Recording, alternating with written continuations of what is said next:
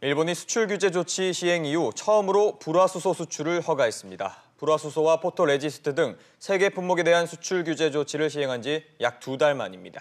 이런 가운데 한일 외교국장급 회의가 개최됐지만 입장차만 확인한 데 그쳤습니다. 오정인 기자와 함께 자세히 알아보겠습니다. 오 기자, 일본이 규제 이후 처음으로 불화수소 수출을 허가했다고요? 네, 그렇습니다. 어제 산업통상자원부는 일본이 불화수소 수출 한 건을 허가한 사실을 업계를 통해 확인했다고 밝혔습니다. 수출 물량과 순도는 아직 확인되지 않았지만 이번 불화수소를 수입하는 기업은 삼성전자인 것으로 알려졌습니다. 앞서 2번의 포토레지스트 수입에 이어 불화수소까지 확보하게 된 겁니다. 이번 불화수소 수출 허가로 일본이 입장을 선회한 것 아니냐는 전망도 나올 수 있는데요. 전면적 선회로는 보기 어렵다는 것이 중론입니다. 일본이 수출 규제 조치 이후로 안보상 신뢰관계 훼손을 들었던 만큼 이번 수출 허가가 단지 명분 쌓기용일 가능성을 배제할 수 없습니다. 이런 가운데 문재인 대통령이 어제 다시 대일 메시지를 내놨죠. 네, 어제 오전 청와대에서 열린 임시 국무회의에서 문 대통령이 일본 정부를 향해 정직해야 한다고 목소리를 높였습니다. 대통령 발언 직접 들어보시죠. 예. 일본은 정직해야 합니다. 일본은 경제보복의 이유조차도 정직하게 밝히지 않고 있습니다. 근거 없이 수시로 말을 바꾸며 경제보복을 합리화하려고 하고 있습니다.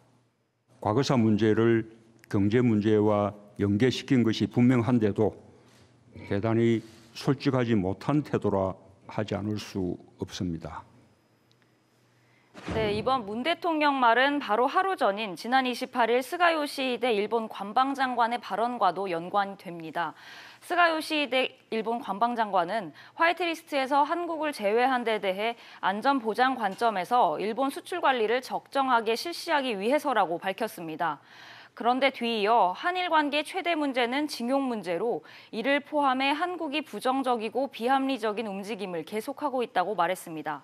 네, 이런 가운데 어제 한일 외교국장급 협의가 있었죠? 네, 어제 서울에서 한일 외교국장들이 만났습니다.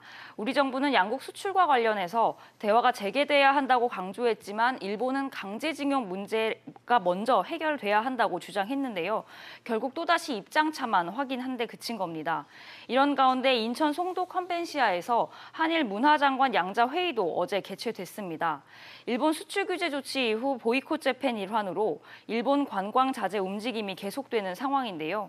양국 문화장관은 한일 문화교류와 협력을 지속해야 한다는 데 뜻을 같이 했습니다. 양국 문화교류 협력에 대해서는 구체적으로 어떤 논의가 이루어졌습니까? 네, 현재 인천 송도에서 이틀째 한중일 문화관광 장관 회의가 진행 중인데요. 3국은 문화예술교육 포럼 정례화와 2020년 도쿄올림픽에서 3국 문화 프로그램을 개최하는 등에 대해 논의했습니다. 오늘 한중일 문화관광 장관들은 한일 양국 문화 교류뿐만 아니라 3국 교류 방안을 담은 인천 선언문을 발표할 예정입니다. 네, 알겠습니다. 오 기자 얘기 잘 들었습니다.